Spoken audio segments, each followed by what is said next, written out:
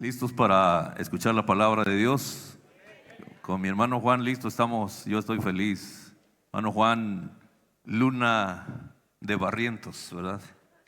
Gracias por estar con nosotros, qué bueno verles nuevamente. Estamos felices de estar en la casa del Señor y poder meditar en la palabra, poder levantar nuestras alabanzas al Señor y poder estar en la casa del Padre. Amén. ¿Se gozó o no se gozó? ¿Se está gozando o no se está gozando? Levante la mano aquel que no se esté gozando para de una vez arreglarlo. Hoy. No es cierto. Así pruebo quiénes son los nuevos. Hoy se nos hace raro que no hay visitantes, ¿verdad? No hay visitantes, pero bueno, hoy estamos la familia, entonces tengo más libertad de hablar derecho y concreto. ¿Estamos de acuerdo? ¿Cuántos atalayas hay aquí presentes? Han estado atalayando en el muro, parados en la torre, vigilando, ¿verdad? Sobre eso quiero terminar. El domingo hubo algunos puntos que no toqué y quiero solamente terminar. Yo con esto cierro este asunto y algunos me han dicho: oye, hermano, qué bueno están las pedradas. A veces son buenas, dice. Cuando vienen hacia mí me agacho y le pegan al de atrás, ¿no? Y hoy quiero terminar este tema acerca de los atalayas, aclarando que es atalayas en el sentido figurado y no de los que andamos de puerta en puerta. Está bueno, pero fíjate lo que dice la palabra del Señor en Mateo capítulo 13. El Señor les habla en el capítulo 13 versículo 24 una historia que les cuenta el Señor Jesús y dice de la siguiente manera: que el reino de los cielos es como un agricultor que sembró buena semilla en el campo. Sembró buena semilla en el campo. Pero aquella noche, en la noche, mientras los trabajadores dormían, vino su enemigo y sembró hierbas malas entre el trigo y se escabulló. Y cuando el cultivo comenzó a crecer y a producir granos, la maleza también creció. Tomamos como base este versículo con respecto al tema que quiero que meditemos juntos aquí. Oramos. Padre, te doy las gracias por tu palabra, la cual es viva, eficaz, cortante, es espada de dos filos, Señor. Y hoy nos disponemos a meditar en ella. Examina nuestro corazón, Señor. Tú conoces nuestros pensamientos, pero hoy te pedimos, Padre, examina nuestro corazón, Señor, como la misma Escritura dice, lo que es tu palabra, que penetra, Señor, hasta lo más recóndito de nuestros pensamientos y las intenciones del corazón. Que así sea, Señor, en esta noche, que tu palabra viva y eficaz sea quien nos dé, Señor, la enseñanza que tu iglesia necesita. En el nombre de Jesús, amén. Aleluya. Dicho lo anterior, fíjese lo que dice la Escritura. Se sembró buena semilla. Se sembró durante el día, se preparó la tierra durante la temporada necesaria para preparar la tierra y se siembra, y es una gran fiesta, una celebración realmente cuando uno siembra. Los que conocemos el campo sabemos cómo cuando se siembra hay algarabía, hay entusiasmo, hay fe en medio de eso, porque se está sembrando algo que posteriormente nos dará una cosecha. Y todo se hace con alegría, con gozo, esperando la cosecha. Pero fíjese lo que dice uno de los versículos: cuando en la noche, cuando los trabajadores dormían. Eso significa que se debía de haber estado cuidando el campo. El campo se debió cuidar y no es que los muchachos no lo hayan hecho, los trabajadores, pero en un momento determinado llegó el cansancio. Y en ese cansancio ellos durmieron. Y mientras ellos durmieron fue cuando vino el enemigo de ellos y les sembró una mala semilla en el campo donde había buena semilla. Ese es el trabajo del enemigo. La Biblia dice que el enemigo, que el diablo no viene sino para hacer todo lo contrario de lo que Dios quiere hacer con nosotros: a robar, matar, a destruir. Y en este caso vemos el ejemplo de Cristo, que el reino de los cielos es así. Pero también lo podemos ver desde el punto de vista nosotros, hoy, yo, en esta fecha, en mi casa, mi familia, mi campo, el cual el Señor me ha encomendado, el cual el Señor me ha dado, sabiendo que yo tengo la capacidad de cuidar ese campo. Y entiendo también que muchas veces el cansancio nos puede rendir y a lo mejor dormitamos, y en ese momento es donde el enemigo puede venir, y estoy hablando de una manera figurada y espiritual. Muchas veces ese momento en el cual nosotros dejamos baja la guardia es donde entra el enemigo, y es cuando siembra la mala semilla, y nos damos cuenta después cuando nace la semilla, porque nace el trigo y también entre ellos está la cizaña. Pero hoy quiero que veamos desde el punto de vista bíblico cómo podemos nosotros guardar esa encomienda a la cual el Señor nos ha dado, nos ha confiado.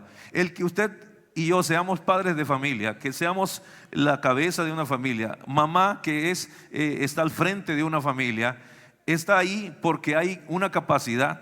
De hecho, hemos logrado, los que ya estamos grandes, hemos recorrido la milla, voltear hacia atrás, podemos voltear hacia atrás y vemos a nuestros hijos que ya no están en nuestra casa, ya se casaron, ya ellos tienen sus propios hijos, y uno le hace, wow, terminé, ¿verdad? Porque ya no lo llevas al kinder todos los días, ya no vas a las juntas de padres de familia, ya no lo llevas no lo llevas a los partidos de fútbol, ya no lo llevas a nada. Ya tus hijos, ellos se valen por ellos mismos, y tú estás sentado en el sillón viendo Netflix, amén.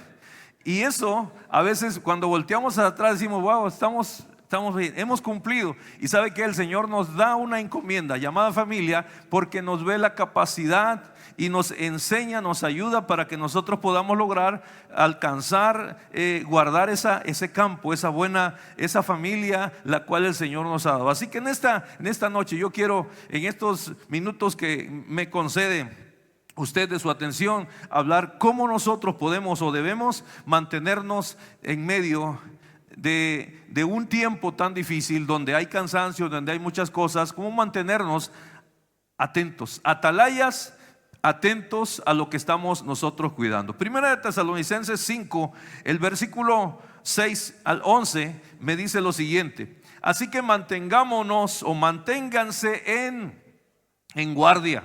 Cuando estás en guardia, nadie te va a sorprender. Usted sabe lo que significa en el box estar en guardia. Y en guardia es que no te van a dar los trancazos. Tú vas a detener lo que venga. Y aquí el apóstol Pablo le dice a la iglesia de los tesalonicenses: así que manténganse en guardia, no dormidos como los demás. ¿Qué pasó con los trabajadores en el campo del sembradío? Se durmieron. En la noche durmieron y vino el enemigo. Y aquí el apóstol dice que nos mantengamos en guardia, no dormidos como los demás.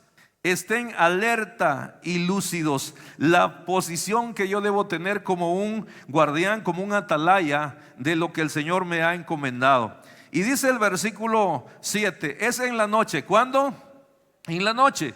Cuando el enemigo vino al sembradío, aquel que el Señor Jesucristo hablaba, dice que en la noche vino el enemigo. Es en la noche cuando la gente duerme y los bebedores se emborrachan. La noche a veces es el abrigo del maleante.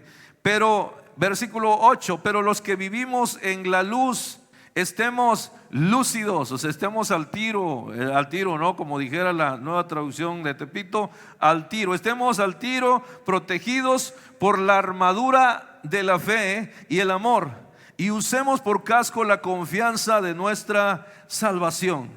Y luego termina diciendo el versículo 11: así que aliéntense y edifíquense unos a otros tal como ya lo hacen. Usted y yo ya lo estamos haciendo. Usted y yo ya sabemos qué hacer, y gracias a la sabiduría que el Señor nos ha dado, podemos llevar adelante nuestra encomienda en la familia que el Señor nos ha confiado. Así que la palabra de Dios nos enseña hoy que yo debo estar alerta, yo debo estar atento, yo debo estar lúcido. En otras palabras, no debo descuidarme ni un minuto, ni un segundo, porque el enemigo está acechando y buscando a quién devorar, a quién atacar, qué familia, qué persona, qué padre de familia, qué madre de familia echarle a perder la existencia. Por eso el Señor nos dice que estemos atentos y que seamos atalayas atentos, atalayas lúcidos, que no nos distraigamos, que si hay cansancio, bueno, tenemos que buscar la forma de no dejar la guardia abajo, que defendamos el campo que Él nos ha encomendado. Porque muchas veces El Señor Jesucristo también habló acerca de los siervos asalariados. Dice que el que es asalariado, cuando ve el peligro, huye y deja abandonado lo que le encomendaron. Pero cuando nosotros sabemos que es una responsabilidad que el Señor nos ha dado y que debemos guardarla, y que debemos en fortaleza pararnos ante cualquier embate que venga contra lo que el Señor nos ha encomendado, sabemos que nos vamos a parar firmes y que ninguna cosa nos va a hacer que retrocedamos ante el eminente ataque del enemigo hacia lo que el Señor, a la encomienda que el Señor nos ha dado. La Biblia me cuenta una historia acerca de los valientes de David. Usted sabe, David huyó de Saúl y cuando él se escondió en una de las cuevas de su región, en la cueva de Adulán, ahí fueron muchos personajes que lo siguieron a él. Y había endeudados, había amargados de espíritu, había muchos de esos. Con eso formó un equipo de trabajo. Yo creo que primero los transformó, no empezó a darles cursos de superación a los que andaban endeudados, una plática de finanzas, cómo arreglar esa situación. Los amargados, pues ahí una terapia, una risoterapia, ¿no? Y todos arreglando esas vidas. Y de esos hombres, la Escritura dice que salieron hombres valientes. Pienso que también mujeres valientes, pero la Biblia menciona valientes que surgieron después de estar en contacto con David.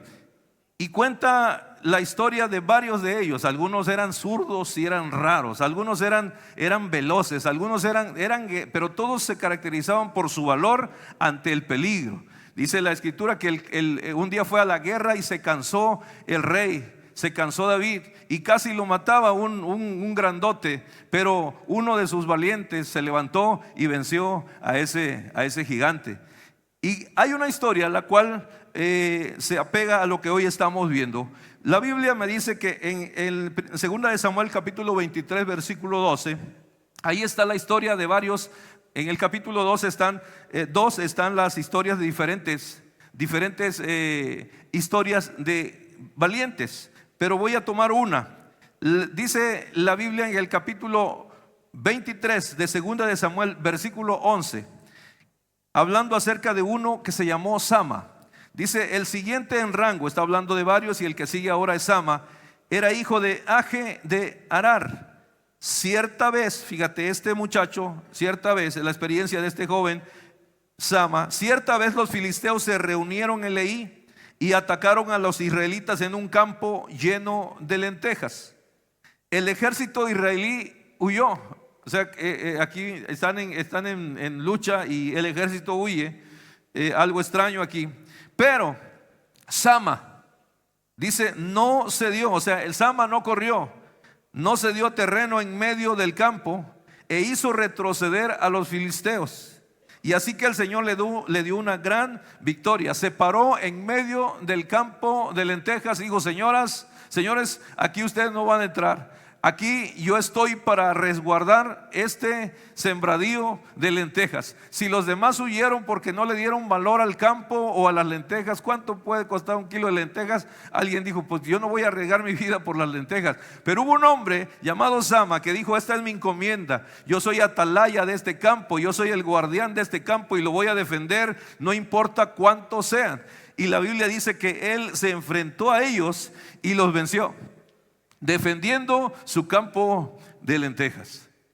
La familia puede ser ese campo de lentejas, en la forma figurada, la cual nosotros debemos siempre resguardar y ser los atalayas que sí vigilamos, pero cuando llegue el momento tenemos que entrar en acción y no retroceder ante el ataque, sino confrontar la situación y darle la atención necesaria a ese momento o a esa situación que viene en contra de nuestro sembradío. Soy un atalaya que no me voy hacia atrás, que no retrocedo, que no dejo mi campo descuidado por temor o por miedo, o por ver que la batalla es desigual. Si yo me paro firme, voy a poder defender mi campo de lentejas. Y yo creo que la familia es más valiosa que un kilo, una tonelada de lentejas. Por la familia nosotros debemos de pararnos firmes ante cualquier embate, por nuestros hijos, por los hijos de nuestros hijos. Entendemos que la bendición del Señor es sobre nuestras generaciones, pero nos corresponde en este tiempo a nosotros resguardar el campo que el Señor nos ha encomendado. Y el cuidarlo significa también no permitir ciertas cosas las cuales puedan infiltrarse, como decía yo el domingo, en nuestros muros, al interior de nuestros muros. El libro de Cantares, usted sabe, es un libro de amor y romanticismo. Cuando usted busque, muchachos, si buscan algo que decirle a las muchachas, Cantares tiene los versículos adecuados.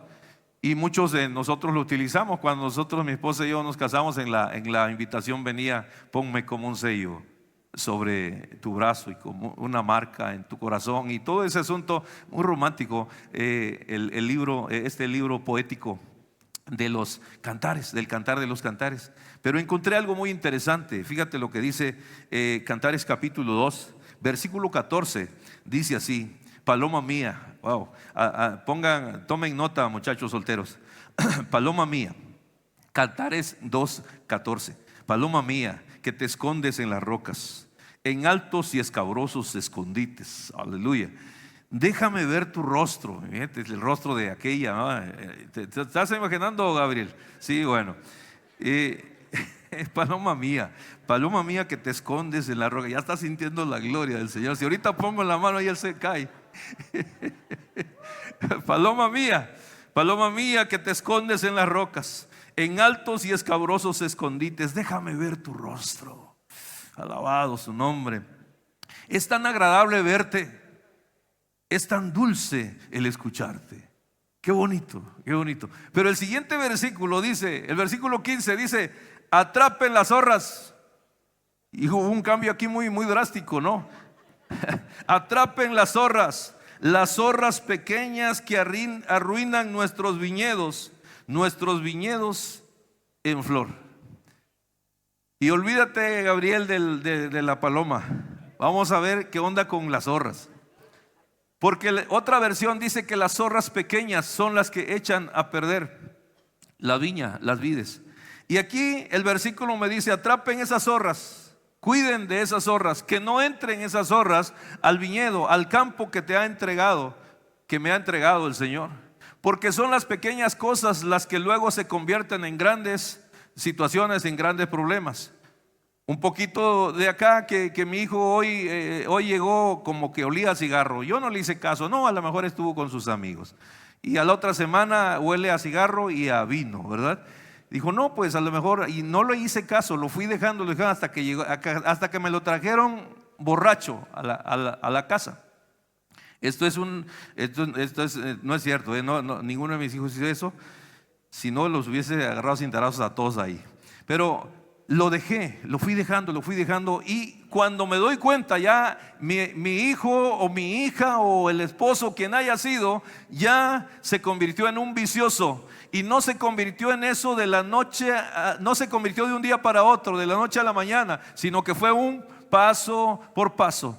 Primero te juntas con el que anda en malos pasos, y después empiezas a agarrar sus mañas, y después empiezas a quererlo más que a tus hermanos, después empiezas a defenderlo más que a cualquiera, y cuando te das cuenta ya estás en la pandilla, en la clica, ya eres de ellos, ¿no? Y estás contaminado totalmente. No te contaminaste de un día a otro, sino que fue paso a paso. ¿Sabe qué? Esas son las zorras pequeñas que permitimos que a veces entren y que en el sembradío empiecen a morder un racimito de uvas, ¿no? Pero se fue y regresó al otro día y volvió a hacerlo.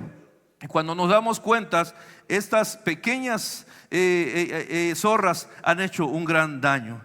Fíjate, los zorros no son usualmente animales de manada, son solitarios, o sea, andan solos, tienen un oído muy desarrollado que ayuda a identificar su presa, y cuando la tienen en la mira son astutos y la cazan con mucha facilidad.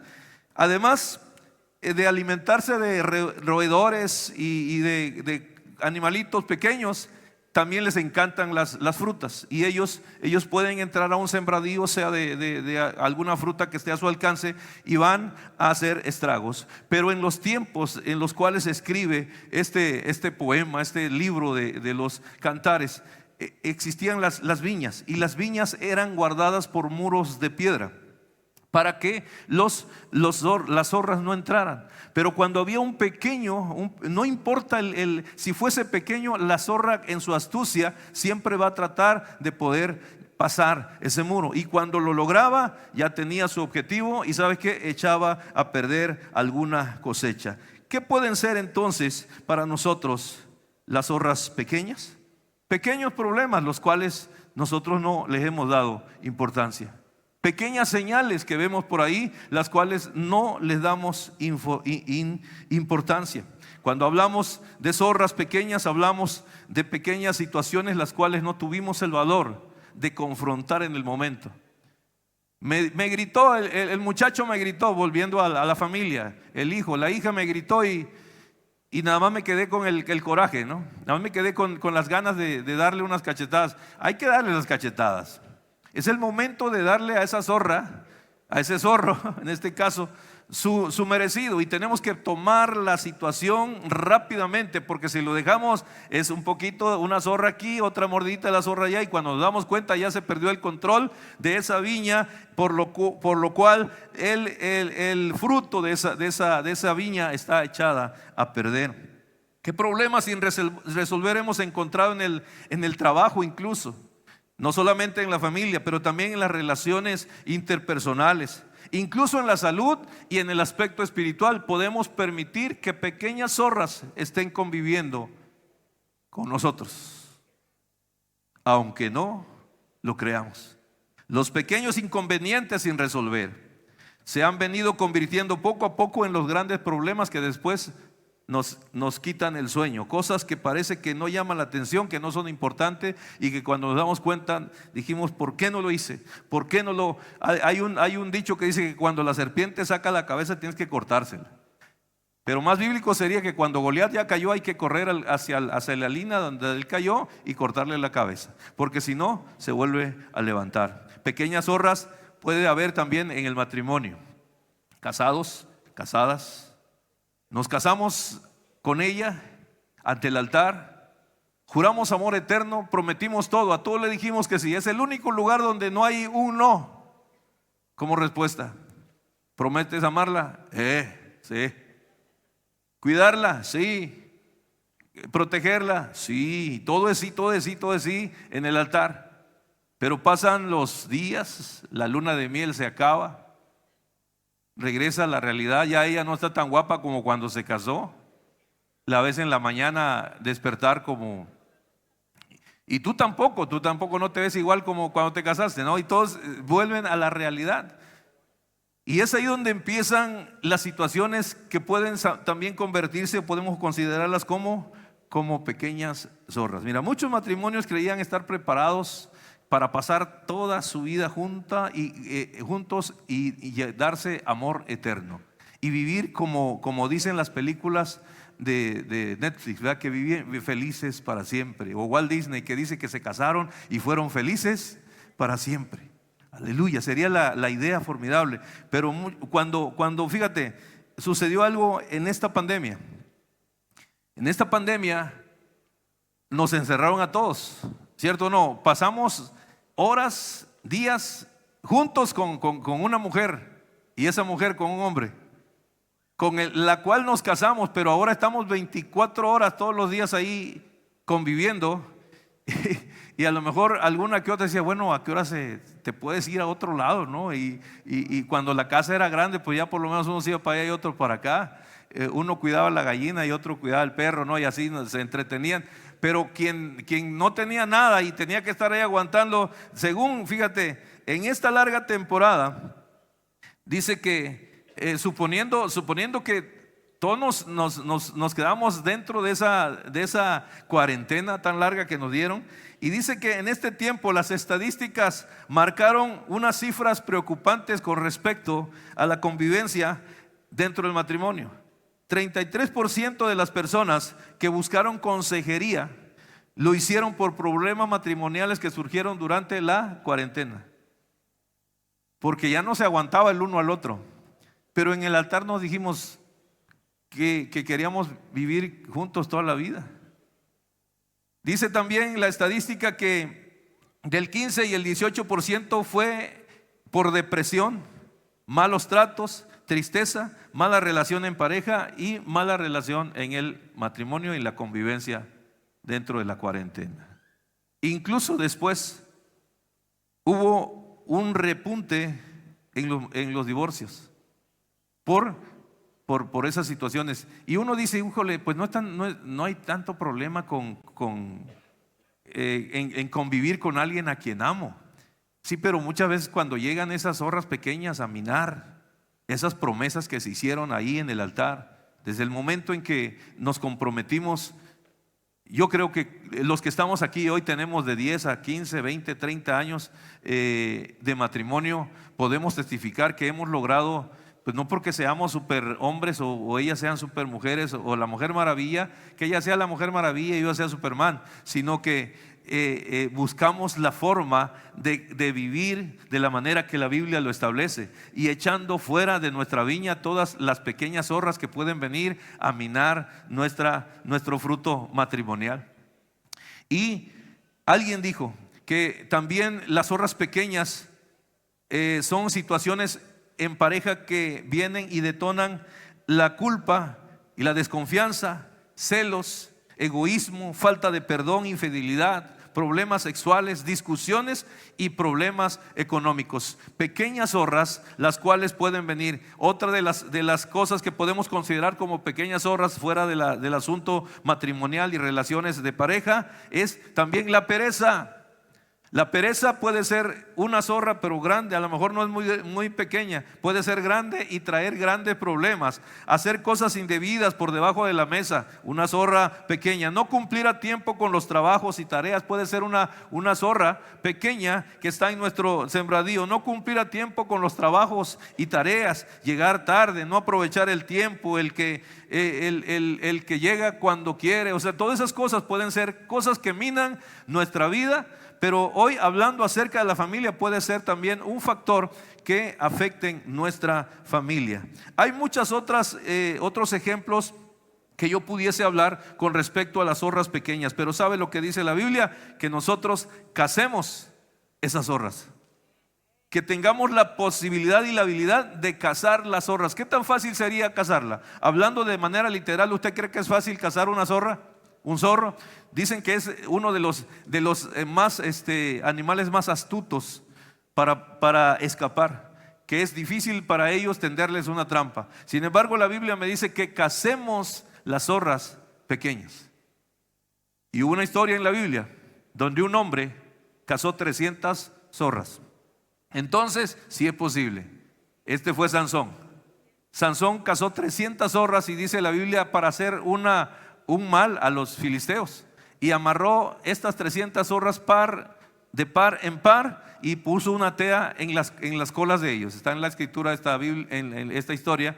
Y corrieron aquellas zorras despavoridas entre los trigales y quemaron los campos de los filisteos, y Sansón llevó a cabo una venganza muy grande contra ellos. Entonces, si él cazó 300 zorras, nosotros podemos también cazar alguna que otra que se meta en nuestro campo que estamos cuidando. Pero no deje que la zorra haga nido en su viñedo. No deje que esa zorra entre a través de muchas cosas. Yo le decía que a través de la televisión, a través de los medios de comunicación, redes sociales, internet, a través de la música, el corrido tumbado puede ser una zorra pequeña. Ahora, fíjate, Dios nos ha dado el Espíritu Santo para que nosotros sepamos si acaso hay una zorrita por ahí. Mamá tiene ese instinto de que algo anda mal con mi hijo. Yo lo conozco a este, y él no ha andado como antes. Entonces ahí tenemos que nosotros entrar en acción y a través de la ayuda del Espíritu Santo poder cazar esa zorra que está tratando de echar a perder nuestro viñedo. ¿Cómo hacemos entonces, mis amados hermanos, frente a todos estos ataques? Llámese zorras pequeñas, llámese los que entran como en el caballo de Troya. ¿Cómo hacer frente? La Biblia me lo dice, Efesios capítulo 6, que estemos primeramente fortalecidos. La Biblia dice en Efesios capítulo 6, versículo 10, Dice: por lo demás, hermanos míos, fortaleceos en el Señor y en el poder de su fuerza. Primera cosa que yo debo hacer como un atalaya. Si quiero ser un atalaya exitoso en el campo que se me ha asignado, yo debo estar fortalecido en el Señor y en el poder de su fuerza. Cuando me fortalezco en el Señor, no estoy yo en mis propias fuerzas, sino estoy en las fuerzas de aquel que me está fortaleciendo, en el poder de su fuerza, la cual el Señor nos concede. También la palabra me enseña cómo debo ser, cómo debo estar ante esta situación. Santiago capítulo 4 versículo 7, que yo me someta a Dios, me someta a aquel que es todo en todo. Y luego dice: resistid al diablo y él huirá. Primero me fortalezco en el Señor, pero también me paro firme, me someto a ese Dios, me paro firme y resisto cualquier embate. Pero Pedro también me dice que también debo estar sobrio, debo estar atento, debo estar velando. Dice primera de Pedro 5 versículo 8: sed sobrios y velad, porque vuestro adversario el diablo, como león rugiente, anda alrededor buscando a quien devorar. Pero también muy importante que conozcamos cuáles son las armas que nos corresponden en esta batalla, en esta lucha constante que tenemos. Segunda de Corintios 10, 4 al 6 me dice lo siguiente: porque las armas de nuestra milicia no son carnales, sino poderosas en Dios para destrucción, la destrucción de fortalezas, derribando argumentos y toda altivez que se levanta contra el conocimiento de Dios, y llevando cautivo todo pensamiento a la obediencia a Cristo, y estando prontos para castigar toda desobediencia cuando vuestra obediencia sea perfecta. Siendo nosotros siendo atalayas, los cuales estamos bien equipados, pero también sabemos cuál es la forma en que debemos permanecer en medio de esa vigilancia que el Señor, en la cual el Señor nos ha puesto. Pero como padres, yo soy un atalaya. Usted como mamá es una atalaya también. Efesios capítulo 6 versículo 4 dice que los padres primeramente no debemos provocar a ira a nuestros hijos, sino le debemos crear en disciplina y amonestación del Señor. Amén. Este es el atalaya. Papá, y tú y yo somos atalayas de nuestra casa. Como te decía, hoy nosotros, al menos yo en lo particular, puedo ver hacia atrás y decir: bueno, ya no tengo que cuidar tanto en el sentido literal de mis hijos, de los dos hijos, la gran familia que el Señor nos dio. Yo quería que tuviese mi esposa unos casi los mismos que mi mamá, que tuvo 15, pero en dos paramos y ya ahorita va creciendo, somos más, ¿verdad? Con los hijos de nuestros hijos. Pero yo puedo ver hacia atrás y decir: bueno, yo ya no tengo tanta responsabilidad en cuanto a vigilancia, pero aún así tengo la responsabilidad espiritual de seguir vigilando por ellos, de seguir orando por ellos, de seguir pidiendo por ellos, incluso de vez en cuando también haciendo algo por ellos, porque nunca dejamos de ser padres. Y aun cuando ya no están con nosotros, tenemos que hacer algunas cosas que nos corresponden como padres hacerlo. Pero una de las cosas muy importantes es que pues los tratemos bien, que no provoquemos a ir a nuestros hijos. Pero esto no significa que los chiflemos y que dejemos toda la rienda suelta, sino que seamos padres comprensivos, pero que también no dejemos que se pasen de los límites, de las rayas de las cuales se establecen dentro de un hogar. Que no provoquemos a ir a nuestros hijos, sino que lo creemos en disciplina y amonestación del Señor. ¿Cuántos padres dicen amén? ¿Y cuántos hijos dicen aleluya? Aleluya, amén. Porque hay muchos muchachos chiflados, y muchachas también. Y muchas veces vemos a jóvenes que son bien volados, bien especiales. No les cae nada, no hacen nada, no tienen absolutamente ningún respeto por las simples reglas de urbanidad, ¿no? Y pensamos: bueno, ¿cómo creció ese chamaco? Bueno, ¿a alguien le enseñó eso o no? ¿A alguien no le enseñó nada? Pero nuestros hijos son el reflejo de lo que hicimos nosotros en nuestra casa. Gloria a Dios, aleluya. Nuestros hijos, es más, donde vaya tu hijo solo, nada más cuando alguien le haga algunas preguntas y todo, él va a saber cómo está la casa. Y esto no es para que nosotros nos pongamos así, rayos, ahora qué voy a hacer. No, es saber que debo hacer mi tarea correctamente. Primeramente, no debo tratar mal a mis hijos, pero también debo entender que los debo disciplinar en el momento determinado. Y cuando hago esto, fíjate lo que sucede: nuestros hijos no causarán vergüenza. Dice la Escritura, el hijo sabio honra a su padre, el hijo necio avergüenza a su padre. Pero ese hijo sabio y ese hijo necio no nace solo, o sea, nació de un padre. Y si creció como necio, pues ¿de dónde saldría esa enseñanza necia? Y si creció como sabio, ¿de dónde salió? Entonces hay que ver las escrituras no tan espirituales, sino también prácticas. Porque si el chamaco es travieso, es malo, es desobediente, es porque su papá y su mamá le dieron la rienda suelta. Y no toquen al niño. Si lo corrigen en la escuela y usted va a hacer una manifestación frente al kinder porque le pusieron el sello del cotorrito, ¿no? Que habla mucho.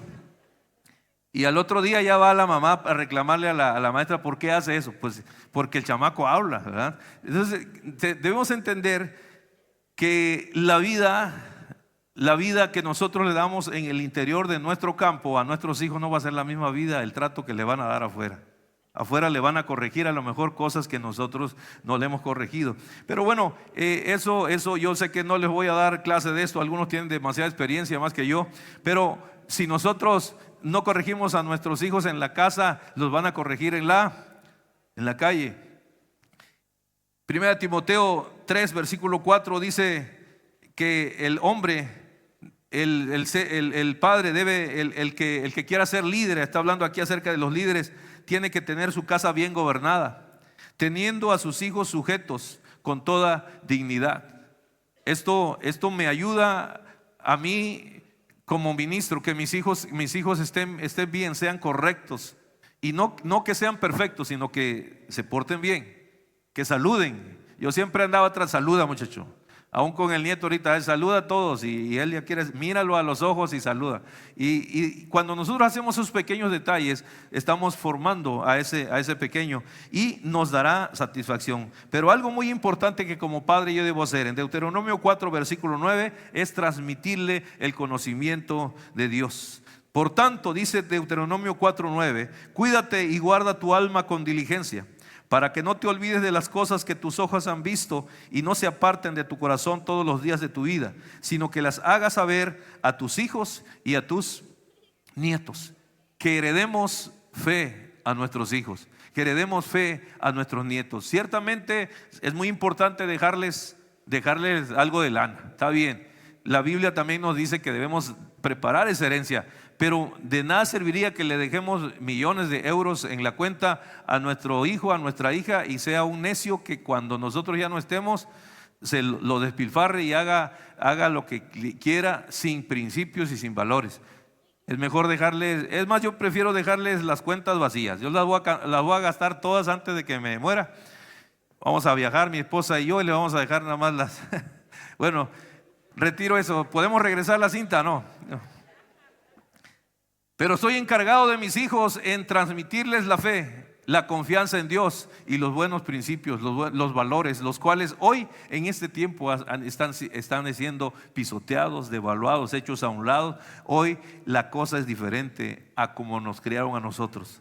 Pero eso no quiere decir que nosotros debemos criar a nuestros hijos y a nuestros nietos como muchos vemos en la sociedad. Cuidemos el campo que el Señor nos ha dado.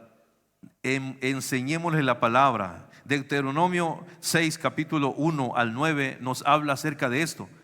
Estos pues son los mandamientos, dice la palabra, estatutos y decretos que Jehová vuestro Dios mandó que os enseñase, para que los pongáis por obra en la tierra en la cual pasasteis vosotros para tomarla, para que temas a Jehová tu Dios guardando todos sus estatutos. Ahí él está hablando a la cabeza del hogar. Que guardes todos tus estatutos y sus mandamientos que yo te mando, tú, papá, tu hijo y el hijo de tu hijo, tu nieto, todos los días de tu vida, para que tus días sean prolongados. Oye pues, Israel, cuida de ponerlos por obra para que te vaya bien en la tierra que fluye leche y miel, y os multipliquéis como ha dicho Jehová, el Dios de tus padres. Oye Israel, Jehová Dios, Jehová uno es, y amarás a Jehová tu Dios de todo tu corazón, de toda tu alma, con todas tus fuerzas. Eso todos nosotros lo sabemos. Todos nosotros lo sabemos. Y dice, y estas palabras que yo te mando hoy estarán sobre tu corazón, y las repetirás a tus hijos, y hablarás de ellas estando en casa, andando por el camino, y al acostarte, y cuando te levantes. Y las atarás como una señal en tu mano, y estarán como frontales entre tus ojos, y las escribirás en los postes de tu casa y en tus puertas. Esto es transmitir a nuestras generaciones la palabra de Dios.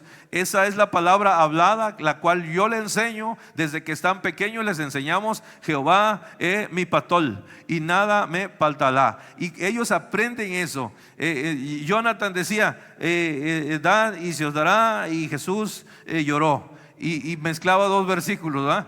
Y yo decía: no, mi hijo, bueno, el hermano Jesús lloró cuando iba a dar y se os dará. Y enseñarle la palabra, que nosotros se la transmitamos, se la leamos en historias cuando son pequeños, que luego la repitamos en su edad ya de adolescencia, pero que también ahí en el refrigerador esté un versículo donde dice: Jehová es mi pastor, que allá vean ellos, que donde quiera nosotros podamos bombardear o bombardeemos a nuestros hijos con la palabra de Dios. ¿Y sabe qué? Instruye al niño en su camino, y cuando fuere viejo no se apartará de ello. Que va a ser hermano desde el niño hasta que sea anciano, a lo mejor sí, pero a lo mejor no. Sin embargo, cuando se vaya de pecador, toda la palabra que tú le enseñaste, mamá, papá, abuelito, abuelita, lo va a incomodar y no le va a permitir pecar a gusto. Porque la palabra que le sembraste cuando era niño, cuando era un adolescente, va a estar allá tratando de empinarse el trago, y se va a acordar de que Jehová es su pastor y nada le faltará. Se va a acordar de que el joven crecía en sabiduría e inteligencia.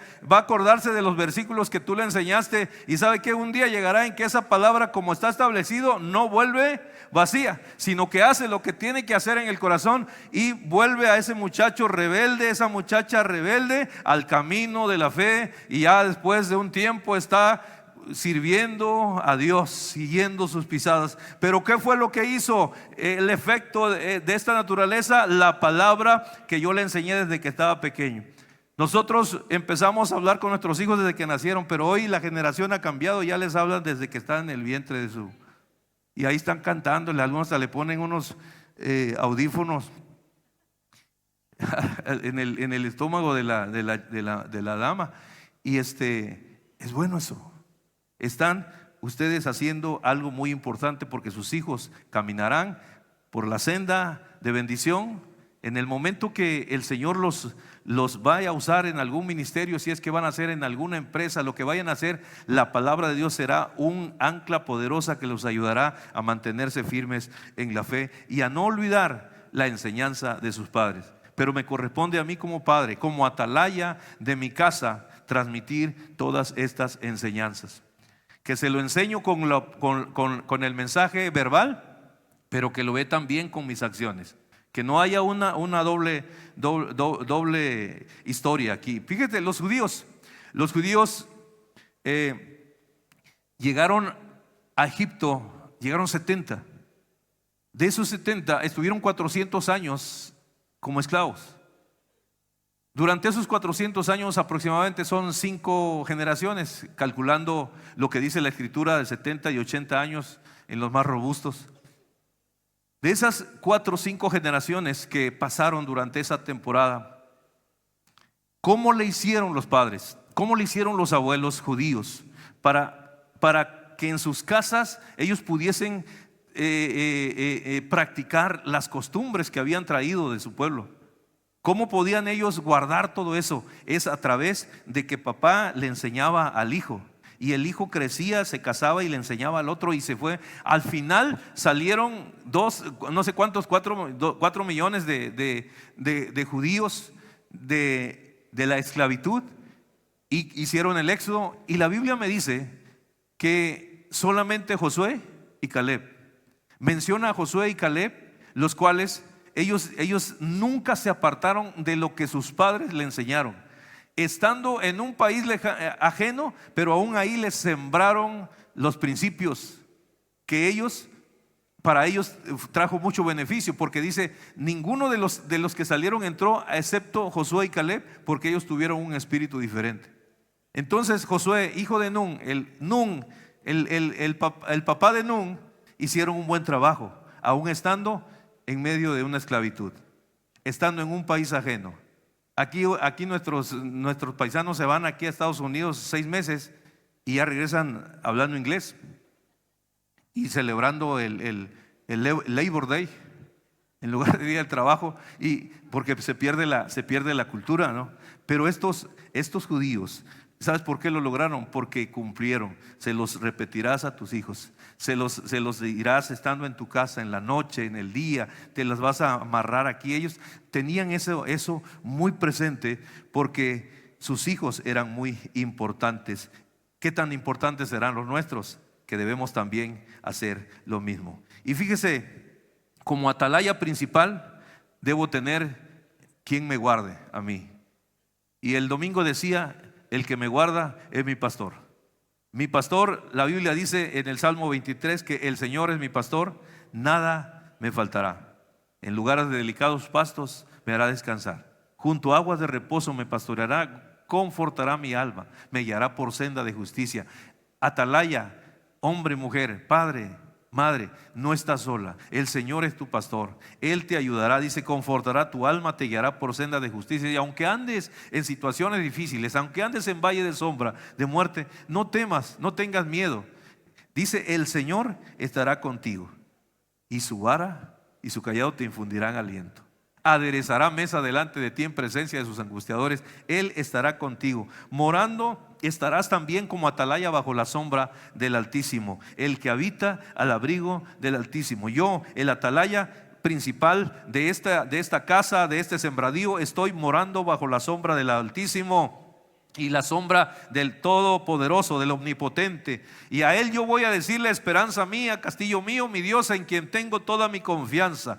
Él librará a mi vida, la vida de mis hijos, del lazo del cazador, de la peste destructora, porque con sus plumas va a cubrir mi viñedo, con sus plumas va a cubrir mi campo, con sus plumas va a cubrir, y dice la Escritura, y con sus plumas me cubrirá, y debajo de sus alas estaremos seguros.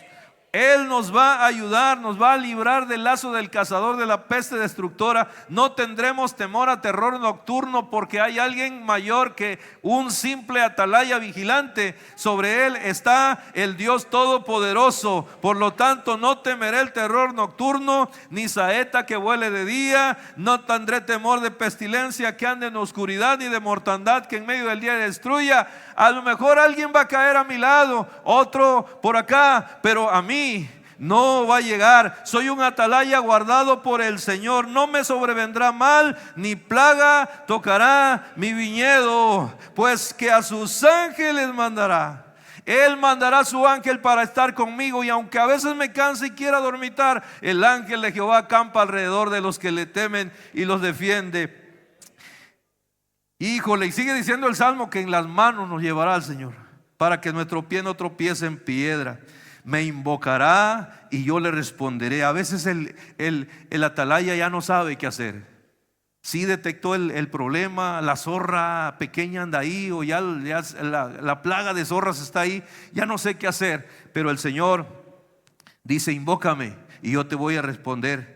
Contigo estaré yo en la angustia, te libraré y te glorificaré. Es más, te saciaré de larga vida y te mostraré mi salvación. Tú no vas a morir a los 50, ni a los 70, a lo mejor pasas los 80, ¿no? Y puedes llegar a los 90. El Señor te puede dar larga vida y mostrar su salvación. Y si conmigo está este guardador, si conmigo está este que me guarda, este león de Jehová, el león de la tribu de Jehová está conmigo, ¿sabe qué? Mi trabajo, mi vigilancia no es en vano, porque el Señor está conmigo. El Salmo 127 dice, si el león de la tribu de Judá, si el Dios Todopoderoso, si el que guarda a Israel está con nosotros, estamos haciendo buen trabajo. Porque si Jehová no edifica edifica la casa, en vano trabajan los que la edifican. Si Jehová no guarda la ciudad, la viña, el campo, en vano vela la guardia. Por demás es que os levantéis de madrugada y vayáis tarde a reposar, y que comas pan de dolores, pues que a su amado dará Dios el sueño. He aquí, herencia de Jehová son los hijos, los que estamos cuidando. Los nietos, los bisnietos, los tataranietos son herencia de Jehová. Son como saeta en mano del valiente. Bienaventurado el hombre que llenó su aljaba de ellos. Te dije, esposa, que llenáramos la aljaba. Nada más hay dos y ya se andan moviendo en la aljaba. Se mueve mucho. Dice, bienaventurado, no será avergonzado cuando hablare con los enemigos en la puerta. Pero fíjate, cuando el Señor está con nosotros, entonces somos más que vencedores sobre todas las cosas. Sí, la situación puede estar muy difícil, sí hay muchos ataques contra la familia, pero nosotros tenemos la victoria. No importa lo que esté sucediendo, no estoy peleando solo y vigilando yo solo el muro. No estoy solo en esta lucha constante. Así que estoy tranquilo sabiendo que sus promesas para mí son sí y amén, y que mi familia será bendecida. Y mi declaración final sobre todo esto será la siguiente: si mal os parece, como dijo Josué, y si mal os parece servir a Jehová, escogeos hoy a quién sirváis, si a los dioses de los amorreos, a quienes sirvieron vuestros padres cuando estuvieron al otro lado del río, o a los dioses de los amorreos en cuya tierra habitáis. Pero yo tengo una determinación, una confianza plena de que mi casa y yo serviremos a Jehová. Que mi casa y yo serviremos a Jehová. Pero esto se logra solo, amado hermano, hermana, cuando guardamos bien nuestro campo. Y solos no podemos lograrlo, solamente con la ayuda de nuestro Dios. ¿Cómo está tu campo? ¿Cómo está tu viña? ¿Cómo está tu casa, tu familia? Tú dices, bueno, a lo mejor tengo 2, 3 zorritas por ahí que necesito tomar mi escopeta y cazarlos. El Señor hoy te da permiso para que las cases y que las eches fuera de tu viñedo. Si no, tu viñedo se va a echar a perder.